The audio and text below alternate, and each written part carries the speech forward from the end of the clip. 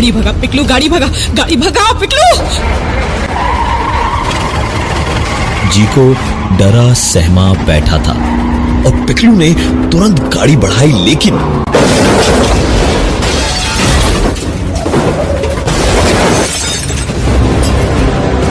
गाड़ी कुछ ही आगे गई थी जब सामने लगे पेड़ों के बीच एक पेड़ से टकरा गई और सामने की विंड स्क्रीन को फोड़ते हुए जीको आगे जाकर गिरा।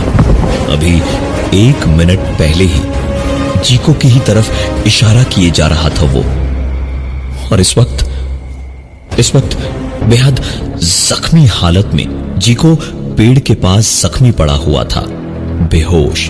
निनी और पिकलू गाड़ी से उतरे और जीको के पास पहुंचे। खुद की भी हालत उनकी खराब ही थी। लंगड़ाते कराहते किसी तरह जीको तक पहुंचे और किसी तरह उसे उठाने की कोशिश करने लगे कि ठीक तभी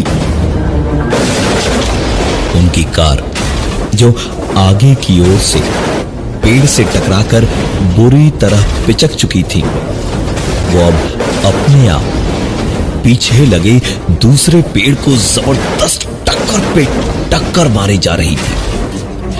एक के बाद एक ऐसी टक्करों से गाड़ी पीछे से भी बुरी तरह से पिचक गई थी। जीको तो बेहोश पड़ा हुआ था। निनी और पिकलू ये नजारा देखते हुए अपनी सांसें भी नहीं संभाल पा रहे थे। इतनी बड़ी एक गाड़ी अपने आप आगे पीछे होकर कभी इस पेड़ से लड़ती तो कभी उस पेड़ से।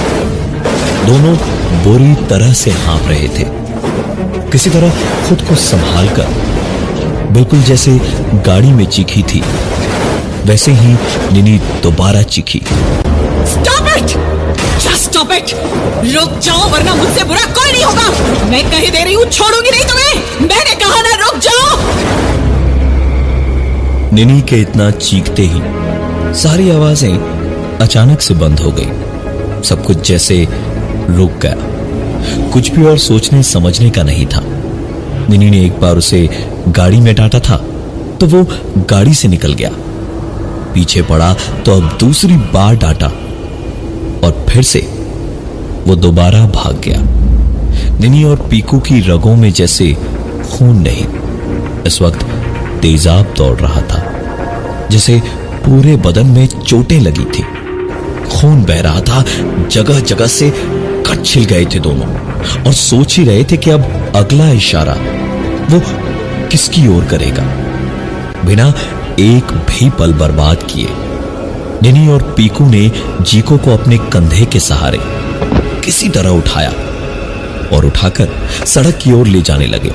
और सड़क पर जाते ही किस्मत से एक छोटी वैन दिखाई दी जो उनके हाथ दिखाने पर रुक भी गई। गाड़ी के रुकते ही जीको को लेकर निनी और पिकलू बिना वक्त बर्बाद किए उसमें चढ़ गए और हाँफते हाँफते बैठे ही थे जब वैन का ड्राइवर थोड़ी भारी और सर्द आवाज में बोला, बेहोश हो गया है, घबराओ मत, बस 2 ही किलोमीटर का रास्ता है, आगे वो कुछ नहीं कर पाएगा, पार कर गए तो कुछ नहीं होगा, वरना मैं भी नहीं बचा पाऊंगा।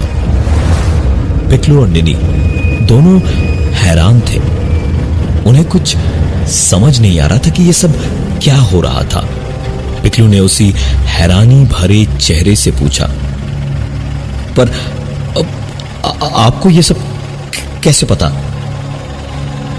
इस सवाल का जवाब उस आदमी ने और भी ज्यादा गहरी और जरा गुस्से से भरी आवाज में दिया और कहा, मैं सब जानता हूं उसके बारे में, मुझसे बेहतर और कौन जानेगा उसे। बाप हूं मैं उसका, मेरा बेटा था वो और अब मरा हुआ बेटा है वो। बेहोश जी को एक और पड़ा था और निनी और पिकलू दोनों के दोनों हैरानी भरी आंखों से उस ड्राइवर की ओर देखते हुए बैठे हुए थे।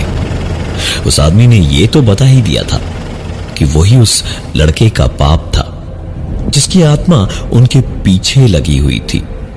इसके आगे उस आदमी ने बताया, मेरा छोटा मोटा सा ट्रैवल्स का काम था और मेरा कमाया हुआ एक एक पैसा मैं किसी तरह इसी के लिए बचा कर रखता था, लेकिन इसको कभी ना मेरी कद्र हुई और ना ही मेहनत की।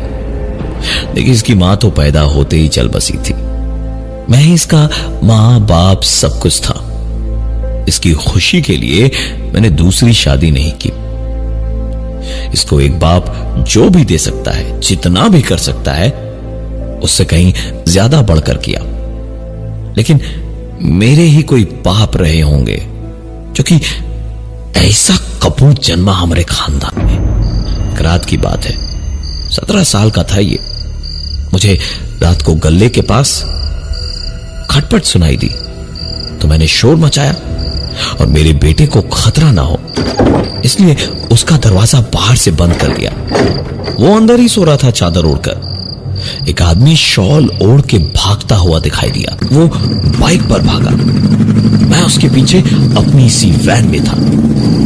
जैसे जैसे वो दूर जा रहा था, मेरा गुस्सा बढ़ता जा रहा था। मेरे बेटे की कॉलेज और कोचिंग की फीस थी उसमें। मैंने एक एक पैसा बचाकर उसे इंजीनियर बनाने का सपना देखा था।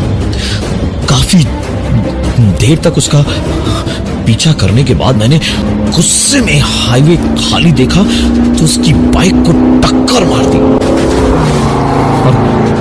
और वो बाइक वाला गिर गया। काफी बुरी तरह से गिरा था। खून की लकीरें सड़क पर काफी लंबी बनी थी। उससे अपने बेटे के कॉलेज और कोचिंग की फीस के पैसे वापस छीनने गया तो शॉल हटाकर देखा, वो मेरा ही बेटा था। वो मेरा ही बेटा था। अपने कमरे में तकिए को चादर उड़ाकर भागा था। जुए की लत लग गई थी उसे। मेरा सब कुछ एक पल में बर्बाद हो गया। मेरे ही हाथों से। उस आदमी ने अपनी कहानी खत्म की और ठीक उसी वक्त जीको को होश आने लगा। निनी और पिकलू भी काफी खुश हो गए ये देखकर। और उस आदमी ने कहा था ना, 2 किलोमीटर के बाद कुछ नहीं करेगा। रोज ऐसे ही कईयों को बचाता हूं अपने बेटे से। जाइए आगे, आराम से जाइए। कहते हैं ना कि जाको राखे साइयां, मार सके ना कोई। दिन बीतते गए। जीको, पिकलू और निनी के दिमाग में इस रात की यादें मिटी तो नहीं, लेकिन धीमे धीमे धुंधी पड़ गई। एक रात की बात है, तकरीबन 6 महीने के बाद तीनों एक बार फिर रात को पार्टी करके उसी रास्ते से लौट रहे थे जब अचानक उनकी गाड़ी में गेट आउट। निकलो कार से बाहर। ओए सेड गेट आउट। गाड़ी मत रोकना जीको। Don't stop the car. चलाते रहो।